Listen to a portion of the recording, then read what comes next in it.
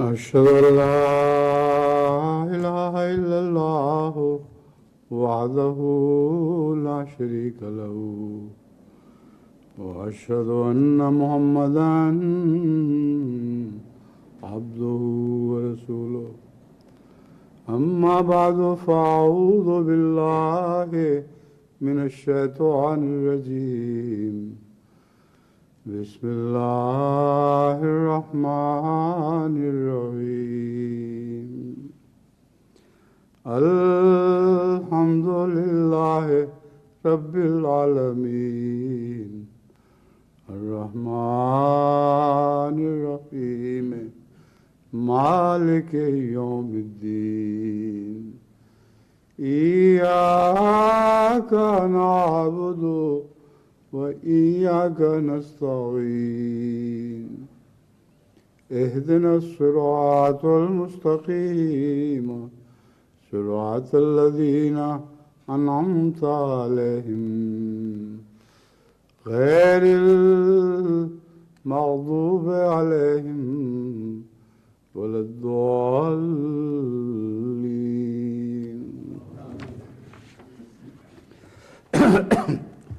وقضى ربك ألا تعبدوا إلا إياه وبالوالدين إحسانا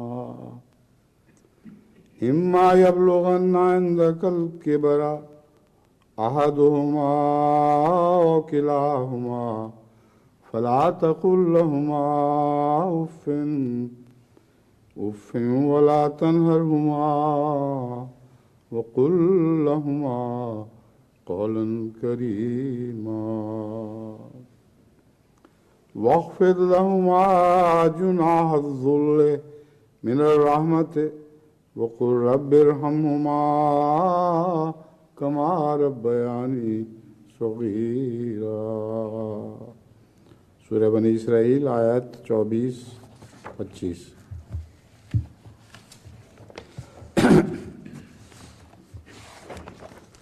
ان کا سادہ ترجمہ یہ ہے: اور تیرے رب نے فیصلہ صادر کر دیا ہے کہ تم اس کے سوا کسی کی عبادت نہ کرو اور والدین سے احسان کا سلوک کرو.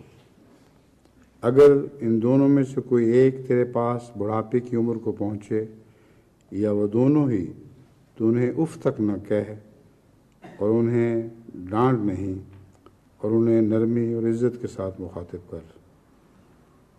اور ان دونوں کے لیے رحم سے جس کا پر جھکا دے اور کہہ کہ اے میرے رب ان دونوں پر رحم کر جس طرح ان دونوں نے بچپن میں میری تربیت کی.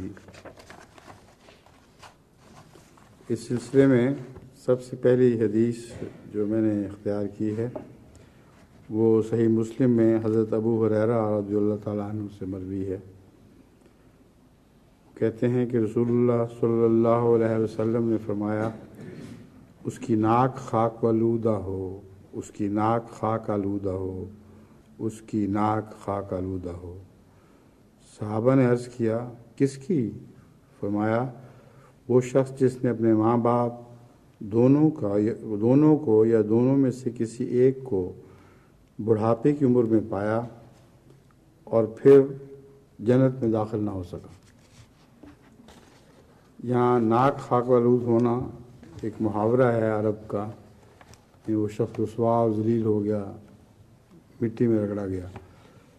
تو ناک خاک آلود ہونے کو لفظی معنوں میں نہ لیں، مگر مراد اتنی یہی ہے کہ حضرت صلی اللہ علیہ وسلم نے اس آیت کریمہ کا جس کی میں نے تلاوت کی ہے ماں باپ کے تعلق میں بہترین ترجمہ فرمایا ہے.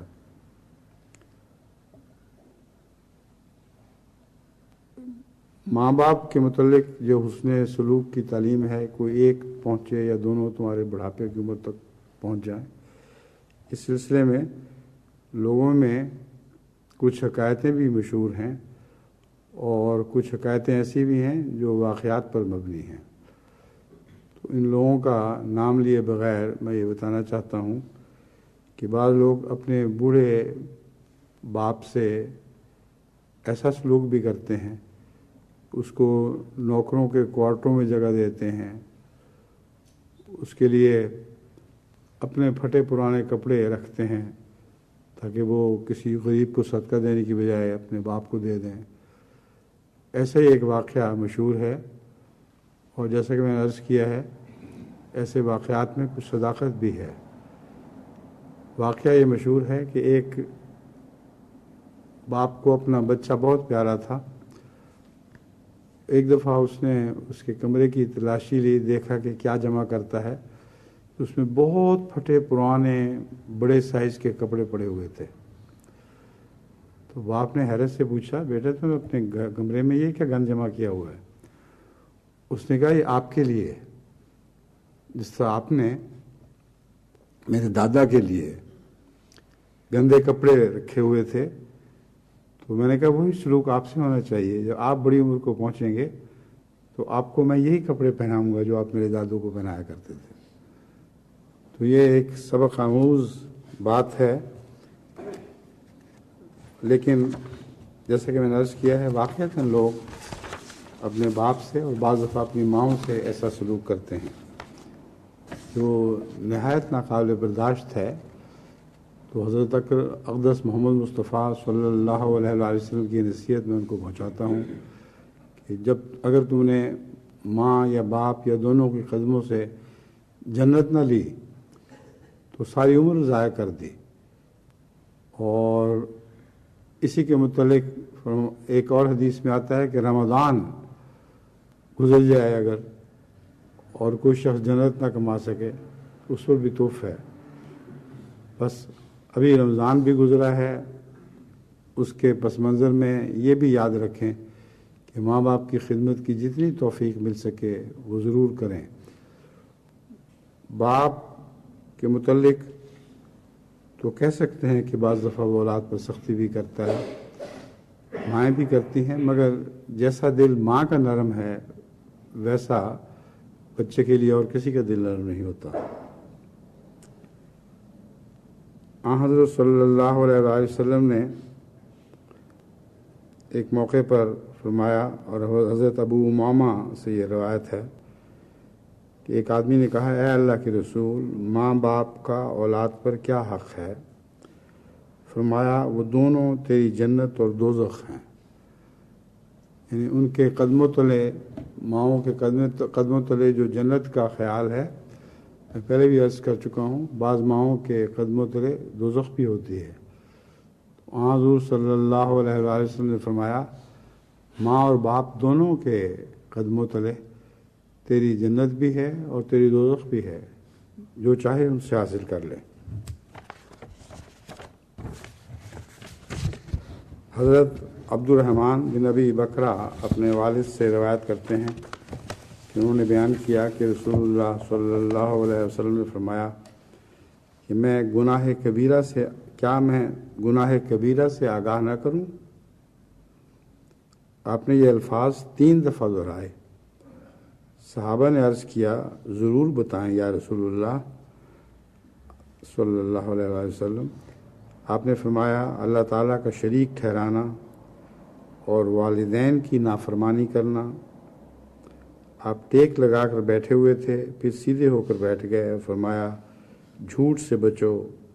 آپ نے اس بات کو اتنی دفعہ دہرایا کہ میں نے دل میں کہا کہ کاش آپ خاموش ہو جائیں۔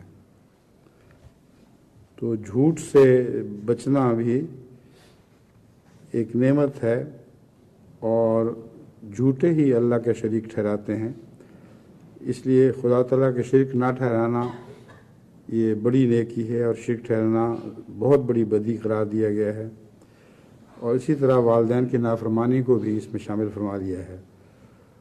اور ان سب سے بڑھ کر جھوٹ ہے جو انسان کی ساری زندگی برباد کر دیتا ہے۔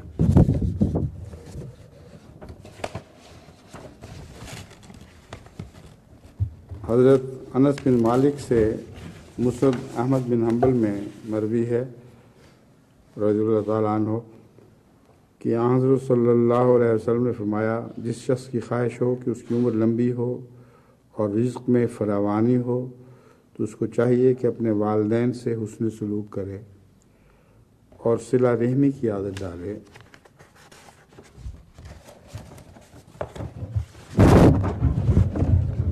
حضرت عبداللہ بن عمر بن العاص کہتے ہیں کہ ایک شخص حضرت صلی اللہ علیہ وسلم کی خدمت میں حاضر ہوا اور کہنے لگا کہ میں اللہ تعالیٰ سے اجر و ثواب کے حصول کی خاطر ہجرت اور جہاد پر آپ کی بیعت کرتا ہوں۔ ہجرت اور جہاد پر آپ نے فرمایا کیا تمہارے والدین میں سے کوئی زندہ ہے؟ اس نے کہا بلکہ دونوں زندہ ہیں۔ آپ نے فرمایا کہ تو اللہ سے اجر چاہتا ہے؟ اس نے کہا جی۔ اس پر حضور صلی اللہ علیہ وسلم نے فرمایا بس جا اور ان دونوں سے حسن سلوک کر۔ اسی طرح سنن ابی داؤد سے یہ روایت لی گئی ہے، حضرت ابو اسید رضی اللہ تعالیٰ عنہ ساعدی سے روایت ہے کہ ایک مرتبہ ہم رسول اللہ صلی اللہ علیہ وسلم کے پاس بیٹھے ہوئے تھے کہ بنو سلمہ کا ایک آدمی آیا۔ اس نے کہا کیا ماں باپ کے مرنے کے بعد مجھ پر کوئی چیز ہے کہ جس کے ذریعے ان کے ساتھ کوئی نیکی کی جا سکے؟ فرمایا ہاں، ان کی بخشش کے لیے دعا کرنا، ان کے وعدوں کو پورا کرنا اور اس رشتہ داری کو ملانا جو ان کے ساتھ ہی ملائی جا سکتی ہے اور ان کے دوستوں سے عزت کے ساتھ پیش آنا۔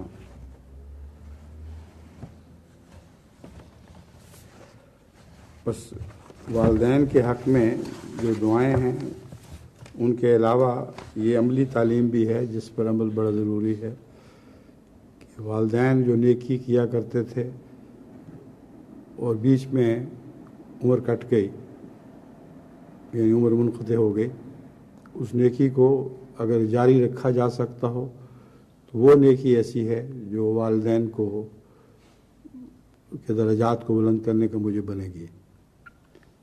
اسی ضمن میں چندہ جات ہیں، بہت سے والدین چندہ دیتے ہیں باقاعدگی کے ساتھ اور وعدے کر دیتے ہیں بڑے چندوں کے، مگر اس سے پہلے کہ وہ پورا کر سکیں ان کو موت آ لیتی ہے۔ تو ایسی صورت میں بچوں کا فرض ہے اگر وہ حقیقت میں ماں باپ سے محبت کرتے ہیں اور ان کے لیے کچھ کرنا چاہتے ہیں مرنے کے بعد تو خواہ باپ فوت ہو جائے اس خواہش کے ساتھ کہ میں یہ چندے دوں گا یا ماں فوت ہو جائے، دونوں کے لیے بچوں کو اس نیکی کو جاری کرنا چاہیے۔ اور اللہ تعالیٰ کے فضل سے جماعت میں یہ نیکی پائی جاتی ہے۔ میں جانتا ہوں کہ ماں باپ کے مرنے کے بعد کثرت سے ان کے چندوں کو پورا کیا جاتا ہے، بچے چین نہیں لیتے جب تک ان کی اس نیک خواہش کو پورا نہ کر لیں، خواہ کتنا ہی اس پر بوجھ اٹھانا پڑے۔ تو اللہ تعالیٰ کے فضل سے جماعت میں یہ نیکی بہت عام ہے۔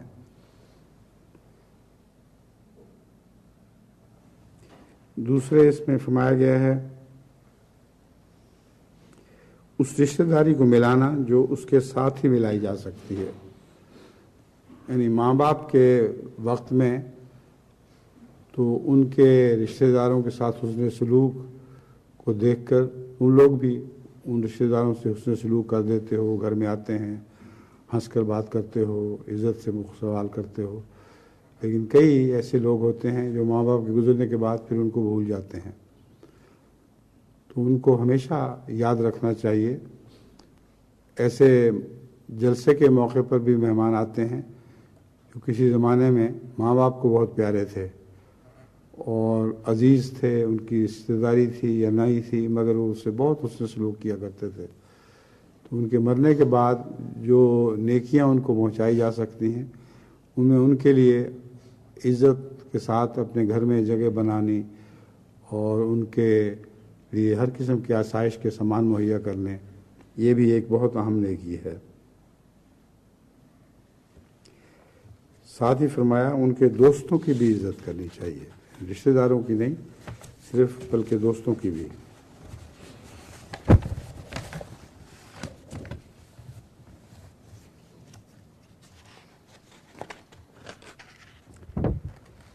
ایک حدیث صحیح مسلم سے حضرت عبداللہ بن عمر حضرت عبداللہ رضی اللہ تعالیٰ عنہ بن عمر سے روایت ہے انہوں نے کہا کہ رسول اللہ صلی اللہ علیہ وسلم نے فرمایا اپنے ماں باپ کو گالی دینا کبیر گناہ ہے۔ صحابہ نے عرض کی اے اللہ کے رسول، کوئی شخص اپنے ماں باپ کو بھی گالی دیتا ہے؟ فرمایا ہاں، وہ دوسرے آدمی کے ماں اور باپ کو گالی دیتا ہے تو اپنے ہی ماں باپ کو گالی دیتا ہے۔ اس ضمن میں یاد رکھنا چاہیے کہ جب وہ دوسرے کے ماں باپ کو گالی دیتا ہے تو وہ غصے میں آ کر پھر اس کے ماں باپ کو بھی گالی دیتے ہیں، اور اسی ضمن میں اللہ تعالیٰ کی تعلیم ہے کہ جھوٹے بتوں کو بھی گالی نہ دو، حالانکہ ان کا کوئی وجود نہیں، مگر نادان ان کے پوجنے والے غصے میں آ کر پھر خدا کو بھی گالیاں دیں گے جس کی تمہیں گہری تکلیف پہنچے گی۔ تو اپنے ماں باپ کو گالی دینے سے مراد یہی ہے کہ کسی دوسرے کے ماں باپ کو گالی دینا۔ ہمارا معاشرہ خصوصاً پنجاب میں تو ایسا گندا ہے کہ ہر وقت گالیاں دیتے ہیں۔ چھوٹے چھوٹے بچے گلیوں میں اپنے ماں باپ کو گالیاں دیتے پھرتے ہیں اور ان کو پتہ نہیں وہ کیا کہہ رہے ہیں، نہایت غلیظ زبان استعمال کرتے ہیں، یہاں تک کہ ہل چلانے والے زمیندار بیل کے ماں باپ کو بھی گالیاں دے رہے ہوتے ہیں۔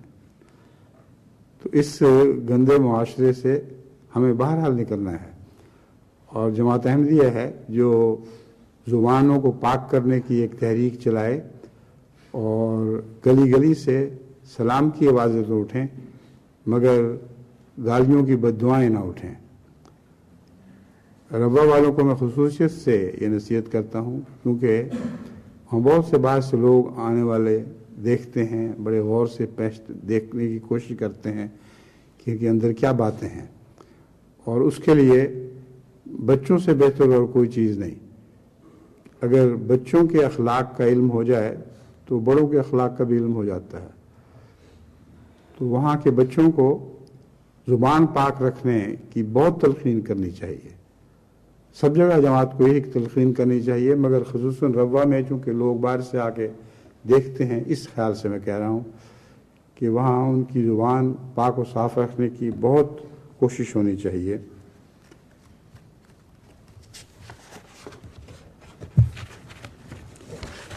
ایک روایت سنن ابی داؤد کتاب الجہاد سے لی گئی ہے، اس میں حضرت عبداللہ بن عمر رضی اللہ تعالیٰ عنہ کہتے ہیں کہ ایک شخص نبی اکرم صلی اللہ علیہ وسلم کی خدمت میں ہجرت اور بیعت کرنے کی غرض سے حاضر ہوا، اور اس نے اپنے والدین کو اس حال میں چھوڑا کہ وہ رو رہے تھے۔ چنانچہ حضرت صلی اللہ علیہ وسلم نے فرمایا اپنے والدین کے پاس لوٹ جاؤ اور ان کو ویسے ہی ہنساؤ جیسے تم نے انہیں رلایا ہے۔ اللہ بہتر جانتا ہے، غالباً تو یہ وحی خفی کے ذریعے رسول اللہ صلی اللہ علیہ وسلم کو علم ہوا ہوگا، اس حال میں آیا ہے کہ والدین کو روتا چھوڑ کر آیا ہے۔ سنن نسائی میں حضرت معاویہ رضی اللہ تعالیٰ بن جاہمہ سے روایت ہے کہ جاہمہ نبی صلی اللہ علیہ وسلم کے پاس آئے اور کہا اے اللہ کے رسول، میں آپ سے مشورہ کرنے کے لیے آیا ہوں۔ اس کا مطلب ہے جاہمہ بھی صحابی تھے، اس لیے دونوں کے اوپر رضی اللہ عنہ ہونے کا نشان ہونا چاہیے تھا۔ بس حضرت معاویہ بن جاہمہ رضوان اللہ علیہما کی روایت ہے کہ جاہمہ نبی صلی اللہ علیہ وسلم کے پاس آئے اور کہا اے اللہ کے رسول، میں آپ سے مشورہ کرنے کے لیے آیا ہوں کہ میں جہاد کے لیے جانا چاہتا ہوں۔ آپ نے فرمایا کیا تیری ماں ہے؟ اس نے کہا ہاں۔ فرمایا اس کو لازم پکڑ، جنت اس کے پاؤں کے نیچے ہے۔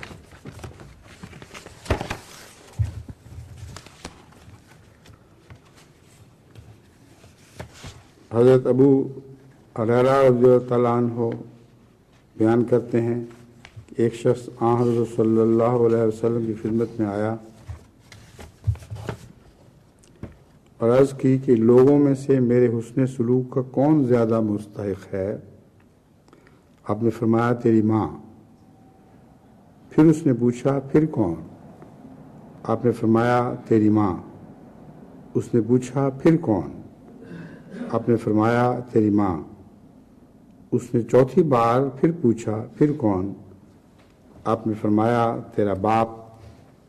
پھر درجہ بدرجہ قریبی رشتہ دار۔ یہاں جو ماں پر زیادہ زور دیا گیا ہے، مختلف احادیث میں کہیں ماں باپ کا اکٹھا ذکر آیا ہے، کہیں الگ الگ آیا ہے، تو اس میں دو امکانات ہیں۔ یا تو وہ شخص ماں سے اچھا سلوک نہیں کرتا تھا، اس لیے تکرار کے ساتھ اس کو نصیحت کی گئی بار بار کہ تیری ماں۔ دوسرے یہ امر واقعہ ہے کہ ماں سے زیادہ بچے سے کوئی پیار نہیں کر سکتا، ماں سے زیادہ بچے کے لیے کوئی دکھ نہیں اٹھا سکتا۔ یہ ایک ایسی قطعی بات ہے کہ اس کو حقیقت میں کبھی بھلایا جا ہی نہیں سکتا۔ اگر کسی انسان کے دل میں شرافت ہو تو ماں اس کو پالتی ہے، ماں اس کے لیے دکھ برداشت کرتی ہے، ہر قسم کی گندگی صاف کرتی ہے، اور جس طرح وہ پیار کرتی ہے ویسے کوئی اور رشتہ دار پیار نہیں کر سکتا، بیوی بھی پیار نہیں کر سکتے۔ ایک فرضی حکایت ہے مگر ہے بہت سبق آموز۔ کہتے ہیں ایک بچے کو اپنی بیوی سے، ایک لڑکے کو اپنی بیوی سے جاہلانہ عشق تھا، اور ایسا جاہلانہ کہ اس کو خوش کرنے کے لیے ہر بےہودہ حرکت کرنے پر بھی تیار تھا۔ وہ اپنی ساس سے بہت جلتی تھی، اور اپنی ساس کو جو اپنے بچے سے پیار کرتے ہوئے دیکھتی تھی تو اس سے اس کے دل میں حسد بھڑک اٹھتا تھا۔ تو ایک دفعہ اس نے بچے سے کہا، یعنی اس کی بیوی نے اس لڑکے سے، اپنے خاوند سے کہا کہ اگر تم مجھے خوش کرنا چاہتے ہو تو اپنی ماں کا سر تشتری میں سجا کے لاؤ، ورنہ میرا خیال چھوڑ دو۔ اس بے وقوف گدھے نے یہی کام کیا، تشتری پر اپنی ماں کا سر سجایا اور اپنی بیوی کی طرف آ رہا تھا۔ رستے میں ٹھوکر لگی، اور اس کہاوت میں یہ ہے کہ اس کا سر زمین پر گر پڑا، اور سر سے آواز آئی، میرے بچے مجھے چوٹ تو نہیں لگی۔ بس ماں کے دل ایسے ہوا کرتے ہیں، اگرچہ یہ کہاوت فرضی ہے مگر ان کے دل ایسے ہوا کرتے ہیں۔ بس ماں سے جو غیر معمولی حسن سلوک کے متعلق رسول اللہ صلی اللہ علیہ وسلم نے فرمایا ہے بالکل صحیح ہے، ایسا ہی ہونا چاہیے۔ اور میں امید رکھتا ہوں کہ ساری جماعت میں ماؤں کی عزت کی جائے گی۔ حضرت ابو طفیل رضی اللہ تعالیٰ عنہ بیان کرتے ہیں کہ میں نے حضرت صلی اللہ علیہ وسلم کو مقام جارانہ میں دیکھا، آپ گوشت تقسیم فرما رہے تھے۔ اس دوران ایک عورت آئی، یہاں تک کہ حضور کے قریب آ گئی تو حضور نے اس کے لیے اپنی چادر بچھا دی اور وہ عورت اس پر بیٹھ گئی۔ میں ان لوگوں سے پوچھا کہ یہ خاتون کون ہے؟ لوگوں نے بتایا کہ یہ حضور کی رضائی والدہ ہیں۔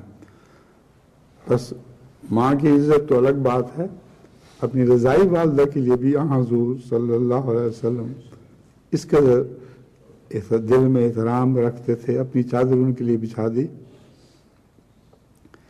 اگر ماں زندہ ہوتی تو اللہ بہتر جانتا ہے کہ رسول اللہ صلی اللہ علیہ وسلم کیا سلوک فرماتے، جو اپنی رضائی والدہ کے لیے ایسا نرم گوشہ رکھتا ہے، وہ اپنی حقیقی والدہ کے لیے تو بلا شبہ ایک مثالی بیٹا ثابت ہوتا، مگر یہ مقدر نہیں تھا۔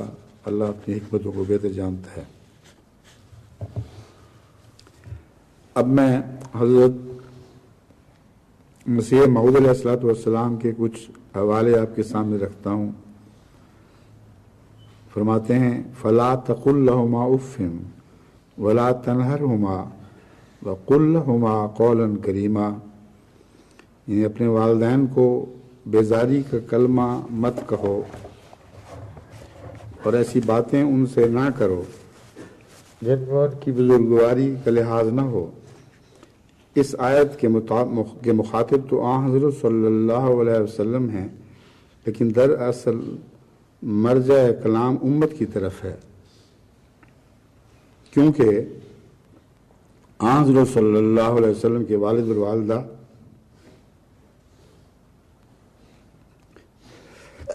آپ کی خود سالی میں ہی فوت ہو چکے تھے۔ اور اس حکم میں ایک راز بھی ہے، اور وہ یہ ہے کہ اس آیت سے ایک عقل مند سمجھ سکتا ہے کہ جب کہ حضرت صلی اللہ علیہ وسلم کو خاطب کر کے فرمایا گیا ہے کہ تو اپنے والدین کی عزت کر اور ہر ایک بول چال میں ان کے بزرگانہ مرتبہ کا لحاظ رکھ، تو پھر دوسروں کو اپنے والدین کی کس قدر تعظیم کرنی چاہیے۔ اور اسی کی طرف یہ دوسری آیت اشارہ کرتی ہے، وَقَضَىٰ رَبُّكَ أَلَّا تَعْبُدُوا إِلَّا إِيَّاهُ وَبِالْوَالِدَيْنِ إِحْسَانًا، یعنی تیرے رب نے چاہا ہے کہ تو فقط اس کی بندگی کر اور والدین سے احسان کر۔ اور اس آیت میں بت پرستوں کو جو بت کی پوجا کرتے ہیں سمجھایا گیا ہے کہ بت کچھ چیز نہیں ہے اور بتوں کا تم پر کچھ احسان نہیں ہے، انہوں نے تمہیں پیدا نہیں کیا اور تمہاری خود سالی میں وہ تمہارے متکفل نہیں تھے۔ اور اگر خدا جائز رکھتا کہ اس کے ساتھ کسی اور کی بھی پرستش کی جاتی تو یہ حکم دیتا کہ تم والدین کی بھی پرستش کرو، کیونکہ وہ بھی مجازی رب ہیں، اور ہر ایک شخص طبعاً یہاں تک کہ درند چرند بھی اپنی اولاد کو ان کی خود سالی میں ضائع ہونے سے بچاتے ہیں۔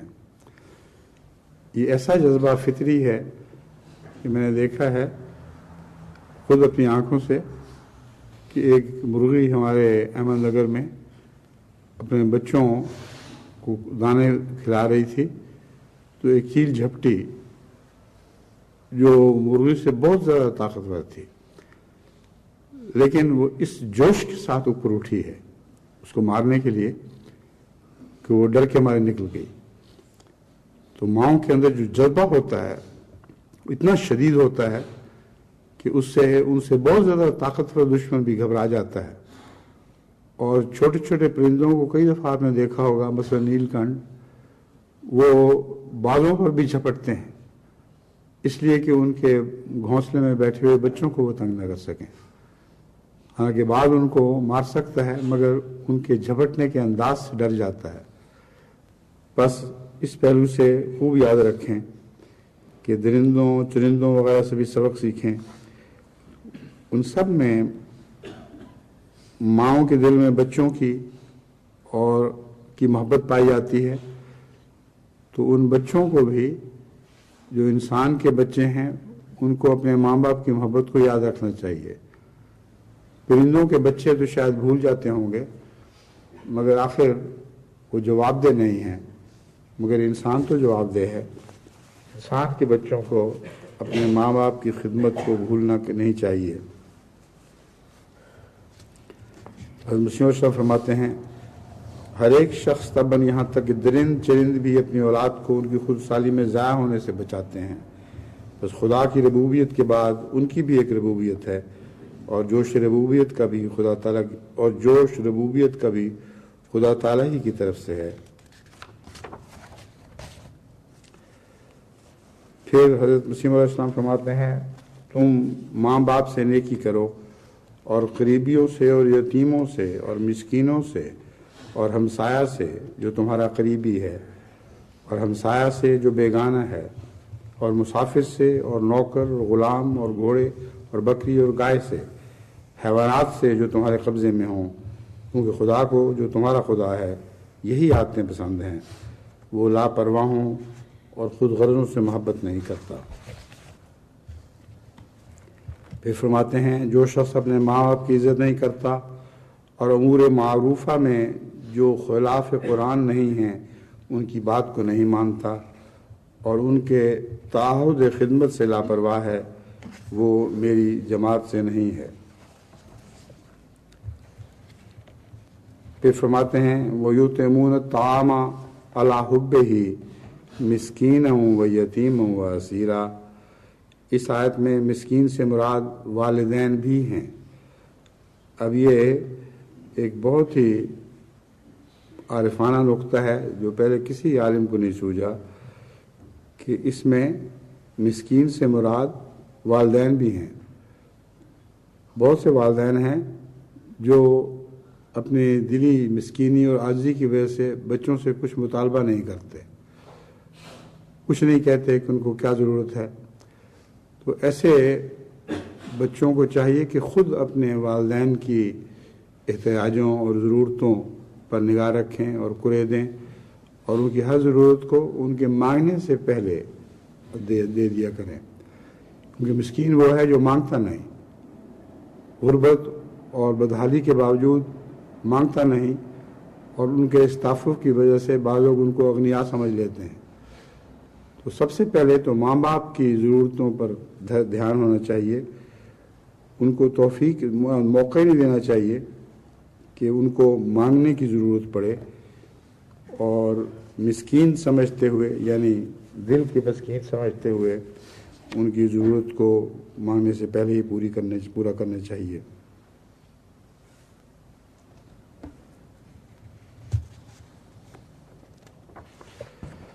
پھر فرماتے ہیں خدا نے یہ چاہا ہے کہ کسی دوسرے کی بندگی نہ کرو اور والدین سے احسان کرو۔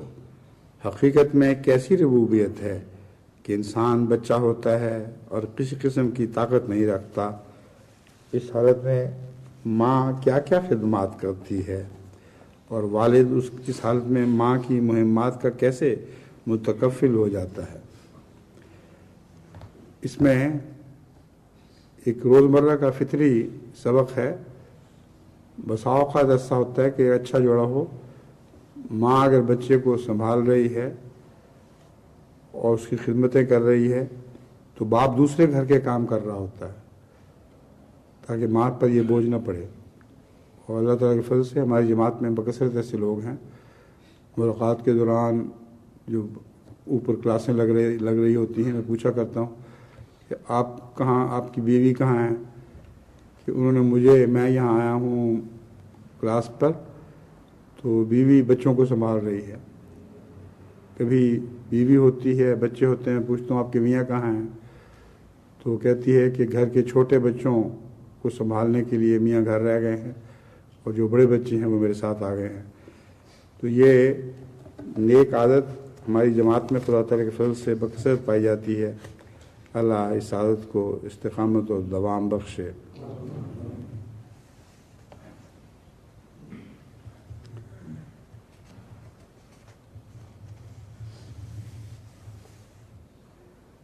یاد رکھنا چاہیے کہ ماں باپ کی محبت عارضی ہے اور خدا تعالیٰ کی محبت حقیقی ہے۔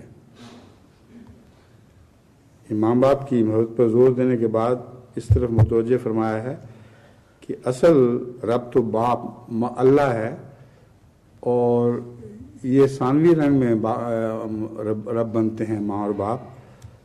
تو یاد رکھو کہ ماں باپ کی محبت تو عارضی ہے اور خدا تعالیٰ کی محبت حقیقی ہے، اور جب تک قلوب میں اللہ کی طرف سے القاء نہ ہو، کوئی فرد بشر، خواہ دوست ہو یا کوئی برابر درجہ کا ہو، کوئی حاکم ہو، کسی سے محبت نہیں کر سکتا۔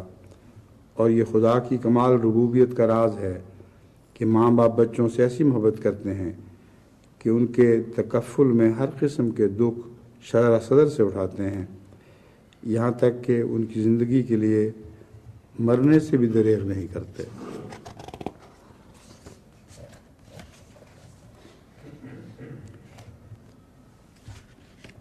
ہمارے شہداء کے واقعات میں ایسے واقعات کثرت سے آتے ہیں کہ ماں اپنے بچے کو بچاتے ہوئے شہید ہو گئی۔ تو یہ ماؤں کے دل کی حالت ہے، اور بدقسمت ہیں وہ لوگ جو ان دلوں کو بھلا دیتے ہیں۔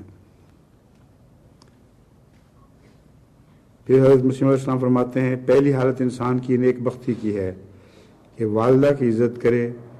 اویس کرنے کے لیے بسا اوقات رسول اللہ صلی اللہ علیہ وسلم یمن کی طرف منہ کر کے کہا کرتے تھے کہ کہ مجھے یمن کی طرف سے خدا کی خوشبو آتی ہے۔ آپ صلی اللہ علیہ وسلم یہ بھی فرمایا کرتے تھے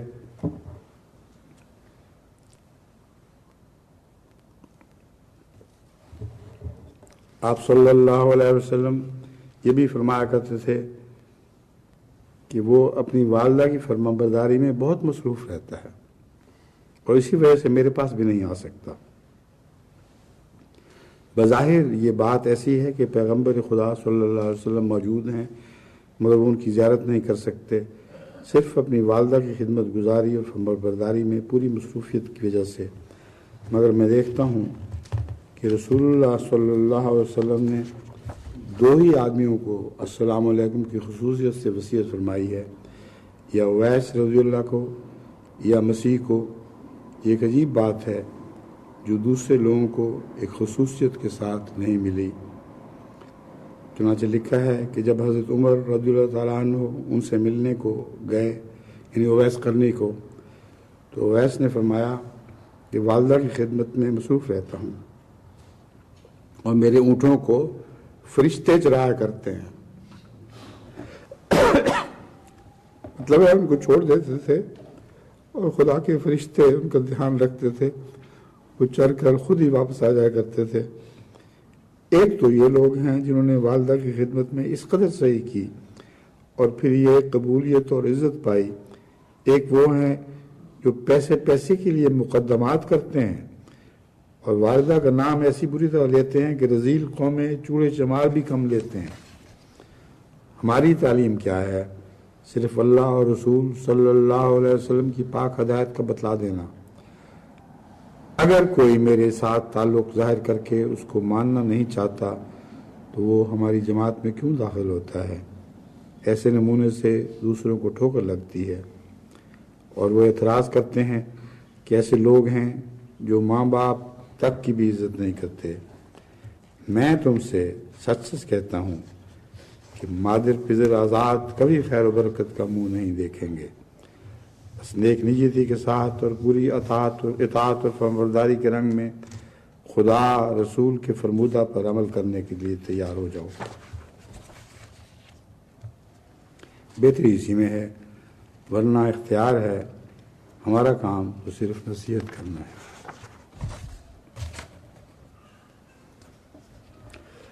پھر اسی تعلق میں فرماتے ہیں ماں کی اپنے بچے سے محبت ایک طبعی اور فطری تقاضا پر مبنی ہے، نہ کہ کسی طمع پر۔ دیکھو بعض اوقات ایک ماں 60 برس کی بڑھیا ہوتی ہے، اس کو کوئی توقع خدمت کی اپنے بچے سے نہیں ہوتی، کیونکہ اس کو کہاں یہ خیال ہوتا ہے کہ میں اس کے جوان اور لائق ہونے تک زندہ بھی رہوں گی۔ غرض ایک ماں کا اپنے بچے سے محبت کرنا بلا کسی خدمت یا طمع کے خیال کے فطرت انسانی میں رکھا گیا ہے۔ ماں خود اپنی جان پر دکھ برداشت کرتی ہے مگر بچے کو آرام پہنچانے کی کوشش کرتی ہے، خود گیلی جگہ پر لیٹتی ہے اور اسے خشک حصہ بستر پر جگہ دیتی ہے۔ کئی بچے رات کو پیشاب کر دیتے ہیں، ان کو ماں کو دھونا پڑتا ہے، لیکن گیلی جگہ پر بچوں کو نہیں لٹاتی، ان کو جو حصہ اپنے نیچے تھا خشک اس پر ڈال دیتی ہے اور خود بچوں کی گیلی جگہ پر لیٹ جاتی ہے۔ بیمار ہو جائے تو راتوں جاگتی اور طرح طرح کی تکلیف برداشت کرتی ہے۔ اب بتاؤ کہ ماں جو کچھ اپنے بچے کے واسطے کرتی ہے اس میں تصنع اور بناوٹ کا بھی کوئی شعبہ پایا جاتا ہے؟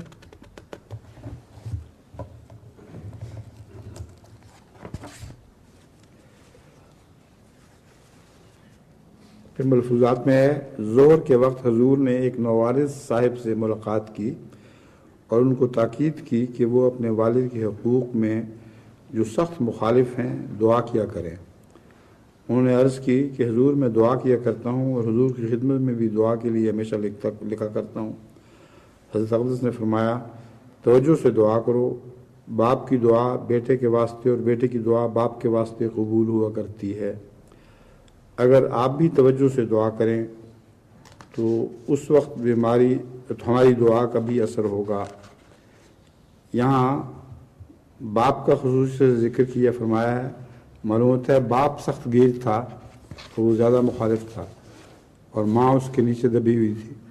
بس باپ کے لیے دعا اور نصیحت کا ذکر فرمایا ہے. اس کے اثر کے تابع اگر وہ احمدی ہو جاتا تو اس کی ماں بھی ہو جاتی.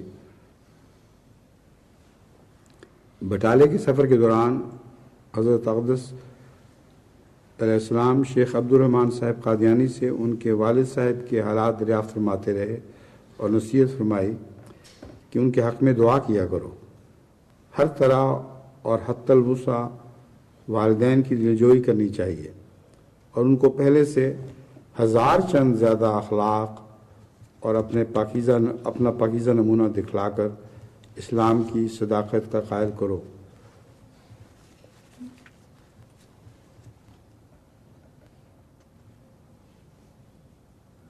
اخلاقی نمونہ ایسا معجزہ ہے کہ جس کی دوسرے معجزے برابری نہیں کر سکتے.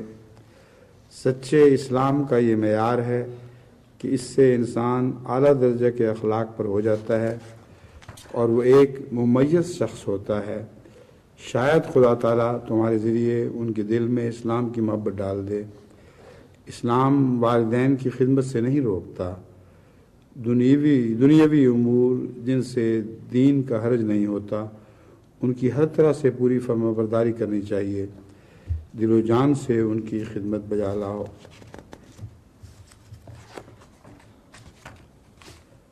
حضرت مولوی عبد الکریم رضی اللہ تعالیٰ عنہ کی والدہ یہاں آئی ہوئی ہیں.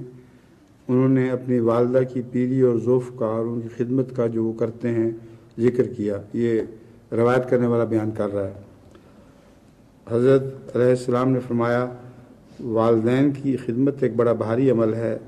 حدیث شریف میں آیا ہے کہ 2 آدمی بڑے بدقسمت ہیں. ایک وہ جس نے رمضان پایا اور رمضان گزر گیا پر اس کے گناہ نہ بخشے گئے، اور دوسرا وہ جس نے والدین کو پایا اور والدین گزر گئے اور اس کے گناہ نہ بخشے گئے. والدین کے سائے میں جب بچہ ہوتا ہے تو اس کے تمام ہم و غم والدین اٹھاتے ہیں. جب انسان خود دنیاوی امور میں پڑتا ہے تب انسان کو والدین کی قدر معلوم ہوتی ہے. خدا تعالیٰ نے قرآن شریف میں والدہ کو مقدم رکھا ہے کیونکہ والدہ بچے کے واسطے بہت دکھ اٹھاتی ہے. کیسی ہی متعدی بیماری بچے کو ہو، چیچک ہو، ہیضہ ہو، طاعون ہو، ماں اس کو چھوڑ نہیں سکتی. ہماری لڑکی کو ایک دفعہ ہیضہ ہو گیا تھا. ہمارے گھر سے اس کی تمام قے وغیرہ اپنے ہاتھوں پر لیتی تھیں.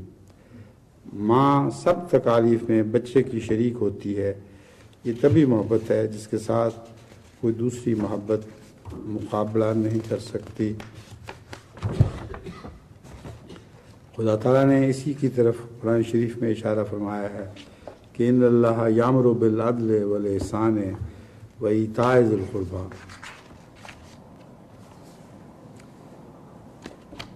پھر روایت ہے ایک شخص نے سوال کیا کہ یا حضرت والدین کی خدمت اور ان کی فرما برداری اللہ تعالیٰ نے انسان پر فرض کی ہے، مگر میرے والدین حضور کے سلسلہ بیت میں داخل ہونے کی وجہ سے مجھ سے سخت بیزار ہیں اور میری شکل تک دیکھنا پسند نہیں کرتے.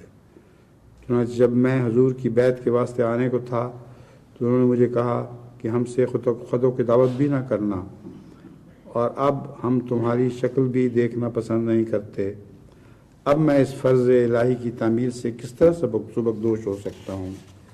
فرمایا قرآن شریف جہاں والدین کی فرمانبرداری اور خدمت گزاری کا حکم دیتا ہے وہاں یہ بھی تو فرماتا ہے کہ ربکم عالم بما فی نفوسکم ان تکونوا صالحین فإنہ کان للأوابین غفورا. اللہ تعالیٰ خوب جانتا ہے جو کچھ تمہارے دلوں میں ہے. اگر تم صالح ہو تو وہ اپنی طرف جھکنے والوں کے واسطے غفور ہے. صحابہ رضوان اللہ علیہم کو بھی ایسے مشکلات پیش آ گئے کہ دینی مجبوریوں کی وجہ سے ان کے والدین سے نزاع ہو گئی. بہرحال تم اپنی طرف سے ان کی خیریت اور خبر گیری کے واسطے ہر وقت تیار رہو. جب کوئی موقع ملے اسے ہاتھ سے نہ جانے دو. تمہاری نیت کا ثواب تم کو مل کر رہے گا. اگر محض دین کی وجہ سے اور اللہ کی رضا کو مقدم کرنے کے واسطے والدین سے الگ ہونا پڑتا ہے تو ایک مجبوری ہے۔ اصلاح کو مد نظر رکھو اور نیت کی صحت کا لحاظ رکھو اور ان کے حق میں دعا کرتے رہو۔ یہ معاملہ کوئی آج نیا نہیں پیش آیا، حضرت ابراہیم علیہ السلام کو بھی ایسا ہی واقعہ پیش آیا تھا۔ بہرحال خدا کا حکم مقدم ہے، خدا کا حق مقدم ہے، اس خدا تعالیٰ کو مقدم کرو اور اپنی طرف سے والدین کے حقوق ادا کرنے کی کوشش کرو، لگے رہو اور ان کے حق میں دعا کرتے رہو۔ حضرت مسیح موعود علیہ السلام نے جو صحابہ رضوان اللہ علیہ پر ذکر فرمایا ہے کہ ان کو بھی ایسی دقتیں درپیش تھیں، اس سلسلے میں ایک حدیث بیان کر کے جس کا حوالہ نہیں مگر زبانی مجھے یاد ہے، اب اس خطبے کو میں ختم کرتا ہوں۔ حضرت صلی اللہ علیہ وآلہ وسلم سے ایک بچے کو بہت عشق تھا، چھوٹی عمر میں ہی رسول اللہ صلی اللہ علیہ وسلم کا شدائی تھا اور اس کی ماں اسلام اور رسول اللہ صلی اللہ علیہ وسلم کی شدید دشمن تھی۔ ایک دفعہ، اور وہ ہر وقت اس کو تنگ کیا کرتی تھی، کہتی تھی میں تمہیں اپنا دودھ نہیں بخشوں گی اگر تم نے محمد رسول اللہ کو نہ چھوڑا، اور بیٹا خاموش رہتا تھا۔ ایک دفعہ بہت تنگ آنے کے بعد اس نے اپنی ماں سے کہا، اے میری ماں، تو مجھے بہت پیاری ہے، میں جانتا ہوں کہ تو نے کن دکھوں سے مجھے پالا ہے، مگر خدا کی قسم محمد رسول اللہ مجھے تجھ سے بھی زیادہ پیاری ہے۔ اگر میرے سامنے سسک کر تو اپنی 100 جانیں بھی دے دے تب بھی میں تجھے چھوڑ دوں گا، محمد رسول اللہ کو نہیں چھوڑوں گا۔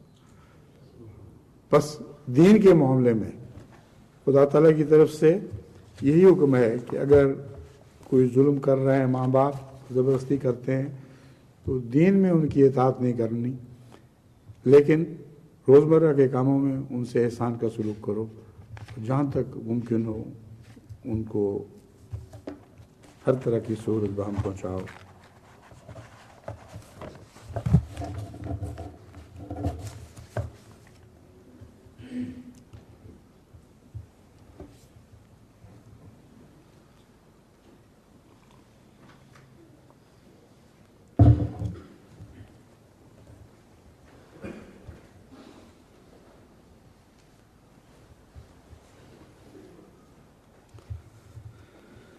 الحمد لله نحمده ونستعينه ونستغفره ونؤمن به ونتوكل عليه ونعوذ بالله من شرور أنفسنا ومن سيئات أعمالنا من يهده الله فلا مضل له ومن يضلله فلا هادي له ونشهد أن لا إله إلا الله ونشهد أن محمدا عبده ورسوله